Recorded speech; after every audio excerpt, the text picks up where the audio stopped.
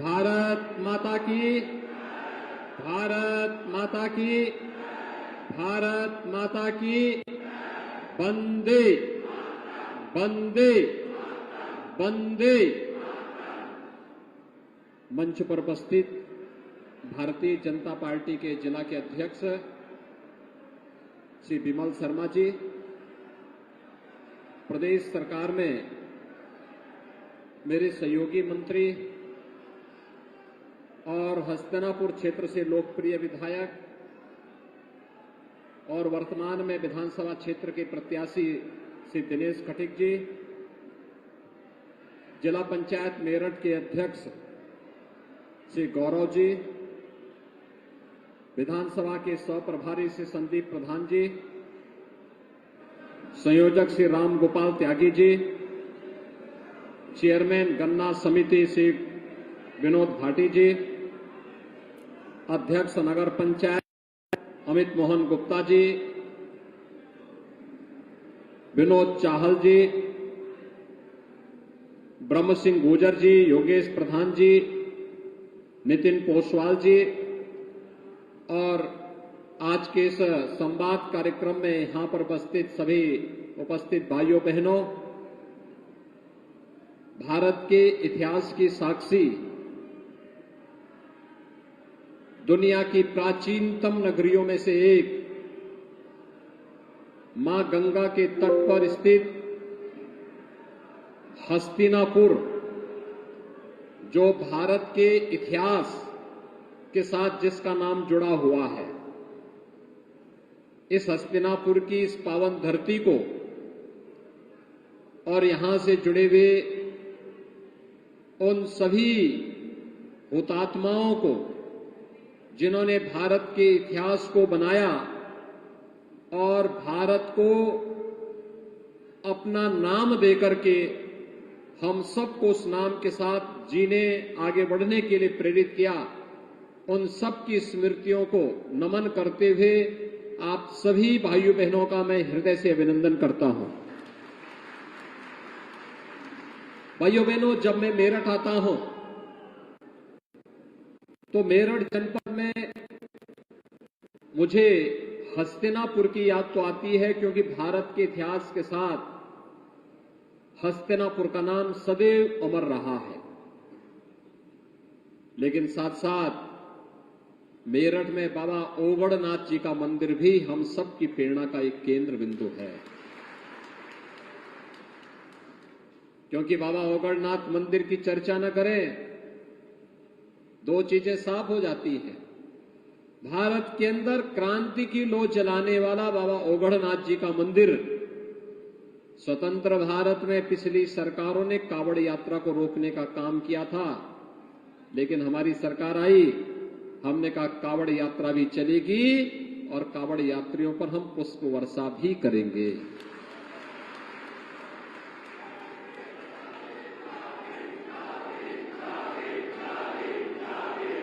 भाइयों बहनों, जब मेरठ की बात होगी तो भारत की स्वाधीनता संग्राम की बात भी होगी। महान स्वतंत्रता संग्राम सेनानी धन सिंह कोतवाल को कौन विस्मृत कर सकता है, जिन्होंने देश की आजादी के लिए अपना सर्वस्व न्यौछावर कर दिया।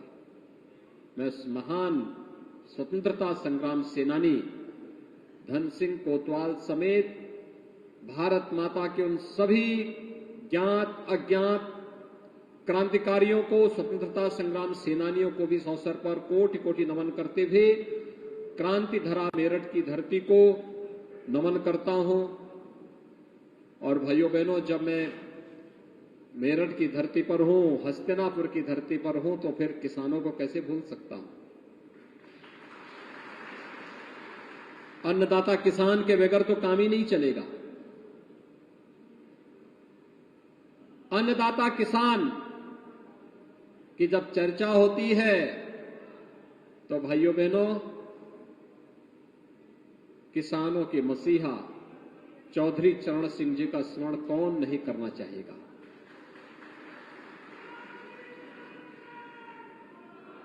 चौधरी चरण सिंह जी ने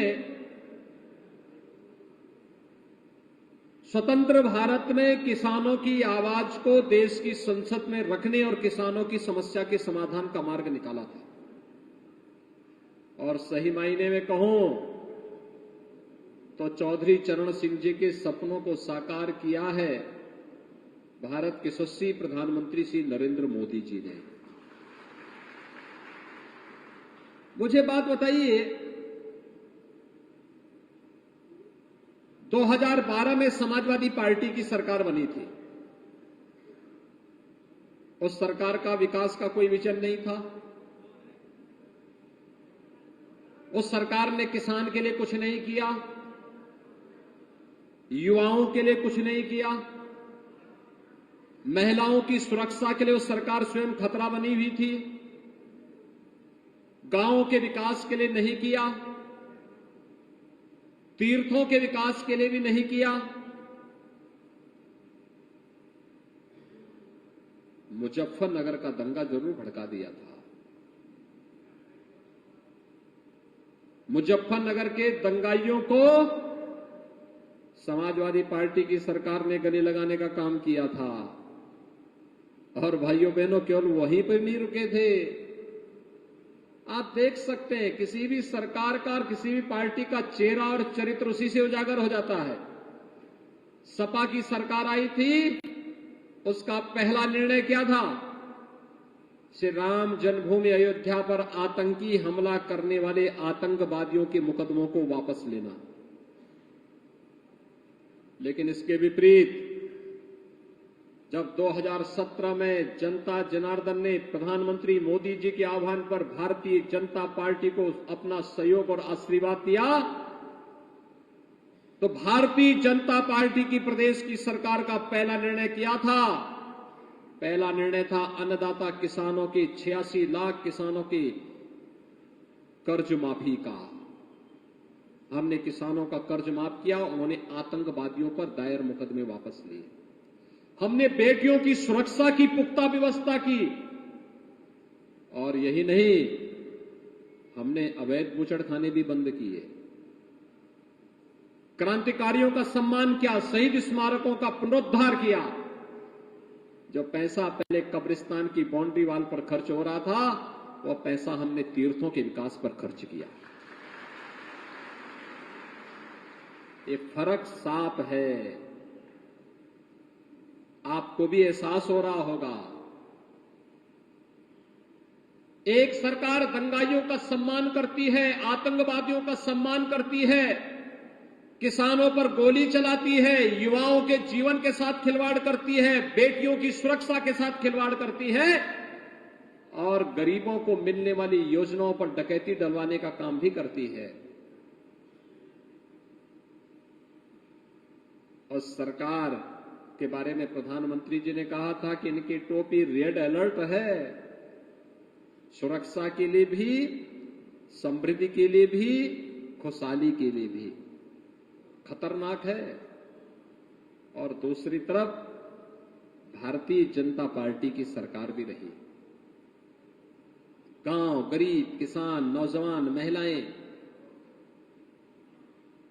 किसी का चेहरा नहीं, सबका साथ, सबके विकास के भाव के साथ, सबको विकास की योजनाओं के साथ जोड़ना, सबको शासन की योजनाओं का लाभ देना, सबकी सुरक्षा की पुख्ता व्यवस्था करना, यही तो लोक कल्याणकारी सरकार का दायित्व होना चाहिए। और वही भारतीय जनता पार्टी ने किया। आप सोच सकते हैं, आज आप यहां से हस्तिनापुर से दिल्ली की दूरी मात्र और मात्र 1.5 घंटे में पूरी कर सकते हैं। पिछली सरकार के समय इस दूरी को तय करने में 5 से 6 घंटे लगते थे। 12 लेन का एक्सप्रेसवे दिल्ली मेरठ के बीच बना दिया है मोदी सरकार ने, डबल इंजन की भारतीय जनता पार्टी की सरकार ने। देश का पहला रैपिड रेल दिल्ली मेरठ के बीच में बन रहा है। 30,000 करोड़ रुपए खर्च हो रहे हैं। प्रदेश का पहला स्पोर्ट्स विश्वविद्यालय मेरठ में बन रहा है। मेरठ में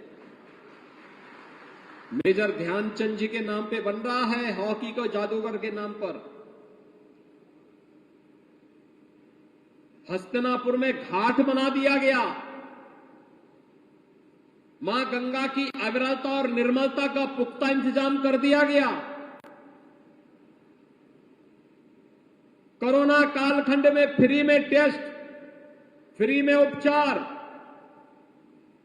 फ्री में वैक्सीन, सबको वैक्सीन, और डबल इंजन की सरकार है तो अनाज भी डबल डोज की हर महीने हर गरीब को दी जा रही है। पिछली सरकार में चीनी मिलें नहीं चल पाती थी क्योंकि सत्ताधारी दलों के गुंडे आकर के चीनी मिलों से वसूली करते थे। पिछले 5 साल में आपने देखा होगा गन्ना किसानों का 1,56,000 करोड़ रुपए से अधिक का गन्ना मूल्य का तो भुगतान किया ही किया। अब 12 से 16 दिन के अंदर गन्ना किसानों का करंट सीजन का गन्ना मूल्य का भुगतान भी हो रहा है। जितना पिछली सरकार का प्रदेश का कुल वार्षिक बजट था उतना हम किसानों के खाते में डाल चुके हैं। भाइयों बहनों, ये फर्क आपको साफ दिखाई दे रहा होगा और इसीलिए मैं आज आपके पास आया हूं आपसे कहने के लिए। मैं यही कहने के लिए आया हूं, भारतीय जनता पार्टी ने विकास का ये जो डबल इंजन की सरकार ने जो कार्य किए हैं,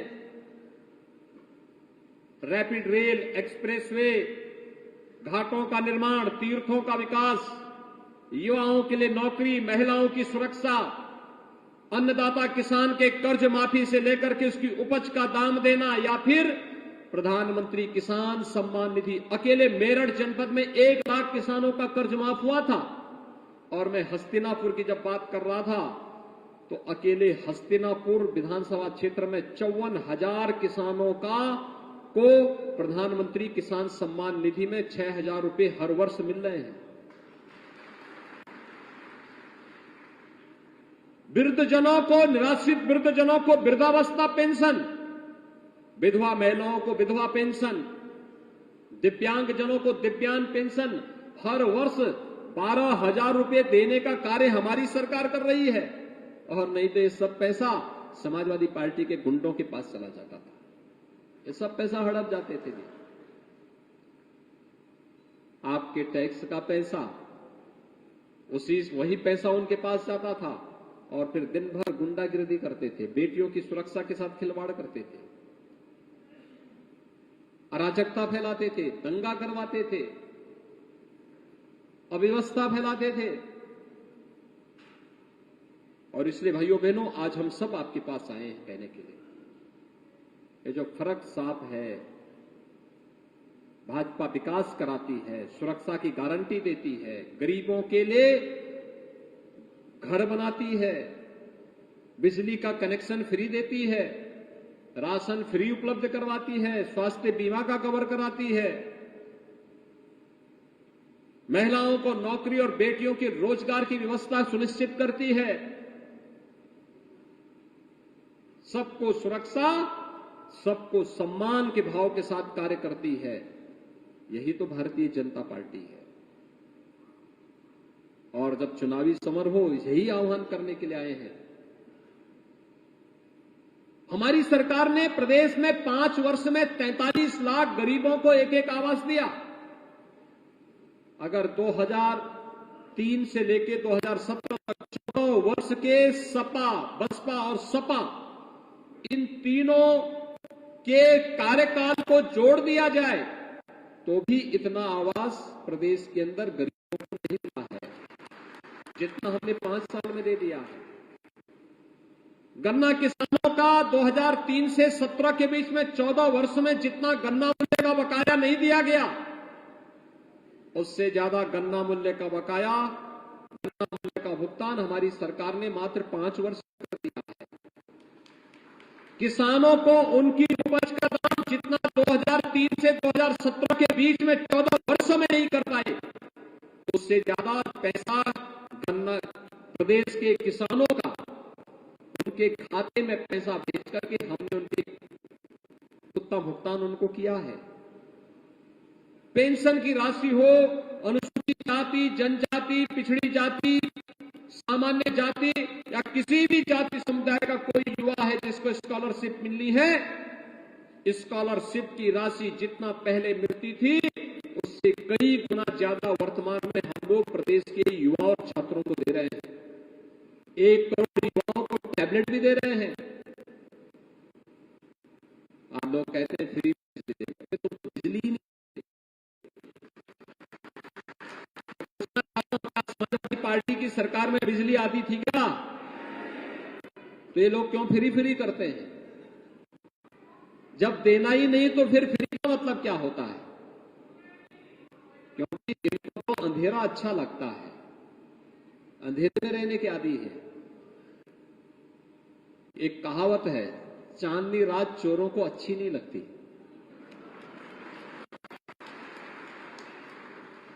उनको ये बिजली अच्छी नहीं लगती, ये विकास अच्छा नहीं लगता। आपने देखा होगा, समाजवादी पार्टी हो या बहुजन समाजवादी पार्टी या फिर कांग्रेस, ये सब एक ही थैले के चट्टे बट्टे हैं। कोई फर्क नहीं इनकी नीतियों में, नियत में भी, नीति में भी। जब कोरोना कालखंड में भय और दहशत था, तब ये भय और दहशत को और फैला रहे थे, सुरक्षा का माहौल नहीं बना रहे थे, गरीबों के साथ नहीं खड़े थे, आम नागरिक के साथ नहीं खड़े थे, भय का माहौल बना रहे थे, गलत सूचनाएं देकर के भयाक्रांत कर रहे थे समाज को। इनमें से एक भी नेता कोरोना कालखंड में बाहर नहीं निकला था। मैं आज भी यहां आने के पहले मेरठ मेडिकल कॉलेज का दौरा किया हूं कि कोरोना की क्या स्थिति है, बताओ भाई। मैंने कहा, मैं पहले दिन से बोल रहा हूं, प्रधानमंत्री मोदी जी पहले दिन से बोल रहे हैं, हमें प्रत्येक नागरिक के जीवन को ही बचाना है और जीविका को ही बचाना है। जितने नेता इस समय वोट मांगने के लिए आ रहे हैं, सपा, बसपा, कांग्रेस के, ये पिछले 3 महीने से ही मंडरा रहे हैं, बाकी 2 साल गायब थे, एकदम गायब थे, अंडरग्राउंड थे, कहीं पता ही नहीं था। जो आपके सुख दुख में सहभागी नहीं हो सकता, क्या आपका हितैषी हो सकता है क्या? जो लोग आपको बिजली नहीं देते थे, क्या वे फ्री में बिजली देंगे क्या? जो लोग स्वयं सुरक्षा के लिए खतरा बने थे, क्या उनसे कोई उम्मीद करते हैं क्या? और जिन लोगों ने मुजफ्फरनगर में गौरव और सचिन नाम के 9 युवकों की निर्मम हत्या करवाने के लिए उन दंगाइयों को सम्मान किया था, क्या वे दंगा मुक्त प्रदेश बना पाएंगे क्या?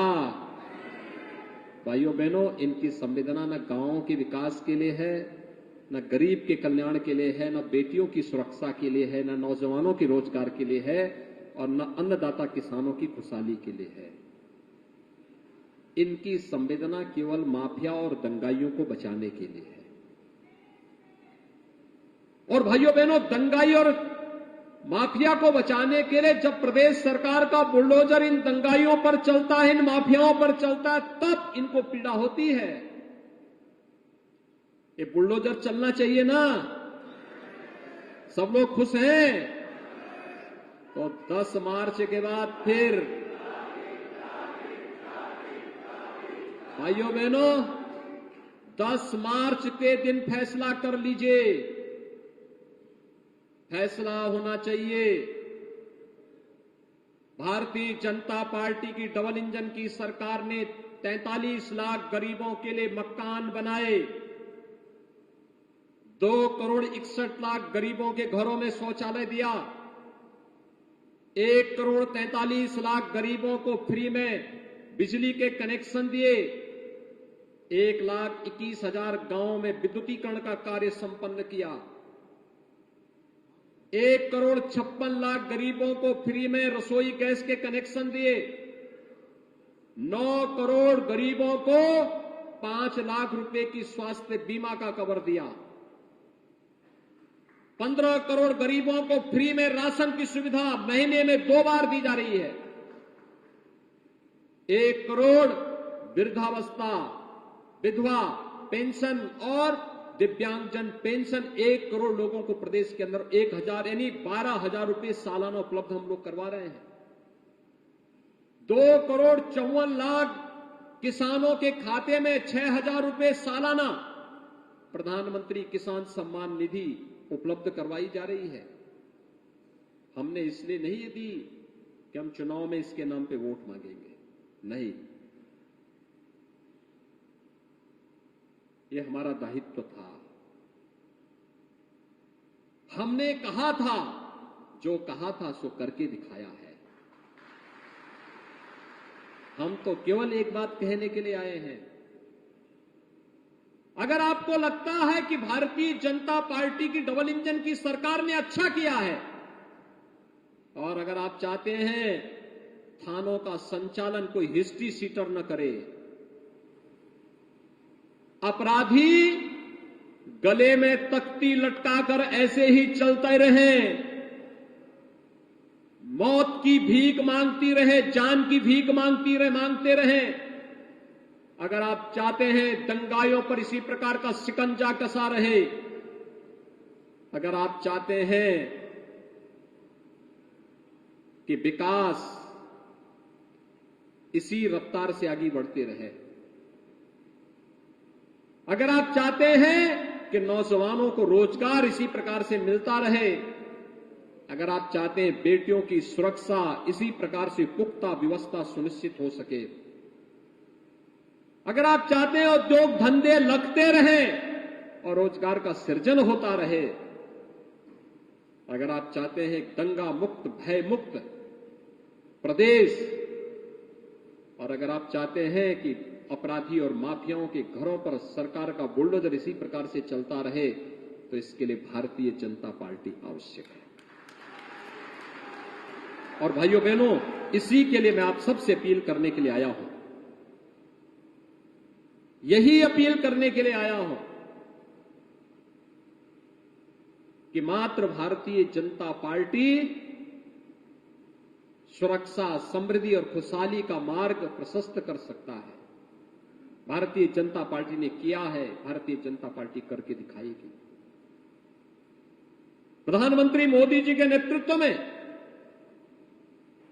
पूरा देश आज गौरव की अनुभूति कर रहा है। भारत एक नए भारत की ओर अग्रसर हो रहा है। अगर आप चाहते हैं हमारा उत्तर प्रदेश भी देश का नंबर 1 का प्रदेश बने, तो भारतीय जनता पार्टी इसके लिए आवश्यक है। क्या आप सभी सहमत हैं? भाइयों बहनों, चुनाव प्रथम दौर में ही आपके यहां चुनाव होना है, और चुनाव के लिए कोरोना प्रोटोकॉल लागू होगा।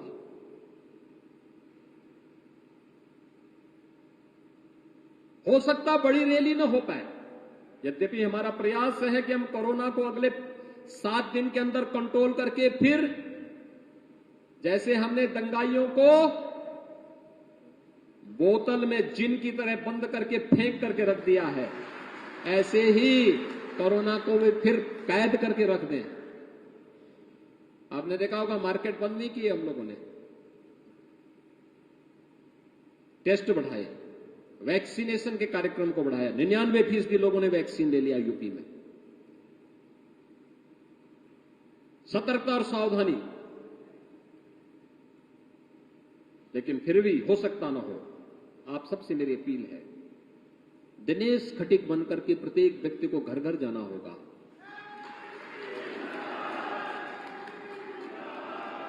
कमल का फूल लेकर के घर घर जाना होगा, और चुनाव के दिन सुबह मतदान प्रारंभ होने के साथ भाइयों बहनों, मतदान केंद्र में जाकर के सबसे पहले मतदान और फिर जलपान इसके लिए तैयार होना होगा। इसके लिए अपने आप को तैयार करना होगा। पहले मतदान और फिर ये प्राथमिकता के आधार पर आपके पास स्मार्टफोन होगा, आप वहां पर सोशल मीडिया प्लेटफॉर्म पर होंगे, फेसबुक पर होंगे, व्हाट्सएप पर होंगे, इंस्टाग्राम पर होंगे, किसी भी अन्य प्लेटफॉर्म पर आप सक्रिय होंगे। टेलीफोन भी कर सकते हैं, आपके नातेदार रिश्तेदार जहां कहीं भी होंगे, मेरठ जनपद में, मेरठ के बाहर मुजफ्फरनगर में, बिजनौर में, आसपास के कहीं भी, गाजियाबाद, हापुड़, बागपत, कहीं भी, उन सब के पास एक संदेश भेजने की आवश्यकता है।